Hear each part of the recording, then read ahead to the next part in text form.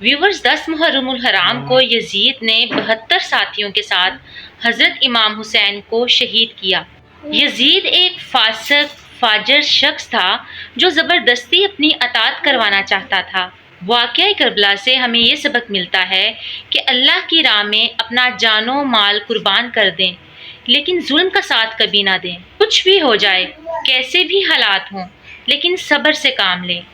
Viewers, Karbala کے واقعے کی بہت ہی زیادہ اہمیت ہے۔ ہم یہ سب تو پڑھ چکے ہیں، ہم سب یہ تو جان چکے ہیں کہ کربلا میں کس طرح سے پیاروں کو شہید کیا گیا، حضرت امام حسین پر کس قدر ظلم و ستم کیے گئے، آپ کی آل اولاد پر کتنے ظلم و ستم کیے گئے۔ لیکن ہمیں اس بات کا بھی پتہ ہونا چاہیے، ہمارے بچوں کو اس بات کا بھی پتہ ہونا چاہیے کہ اس واقعے کی آخر کیا اہمیت ہے، آخر کیوں حضرت امام حسین نے اتنے ظلم و ستم سہے، آپ کی آل اولاد نے اتنے ظلم و ستم سہے۔ کربلا کے واقعے سے ہمیں نماز کی اہمیت کا بھی پتہ چلتا ہے، اور ہمیں کس طرح سے پتہ چلتا ہے کہ جب امام حسین کو شہید کیا گیا تو امام حسین کا سر سجدے میں تھا۔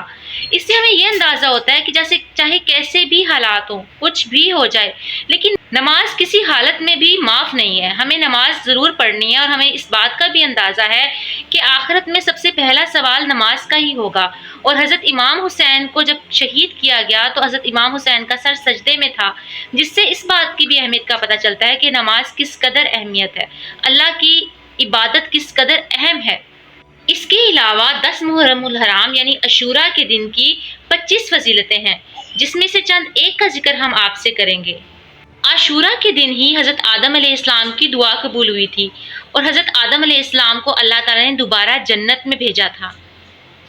عاشوراء کے دن ہی چاند، سورج، زمین، ستارے یہ سب تخلیق کیے گئے۔ عاشوراء کے دن ہی آسمان سے پہلی بار بارش برسی۔ ویورز، ان سب باتوں کے بارے میں علم ہونا بھی ہمارے لیے بہت زیادہ ضروری ہے۔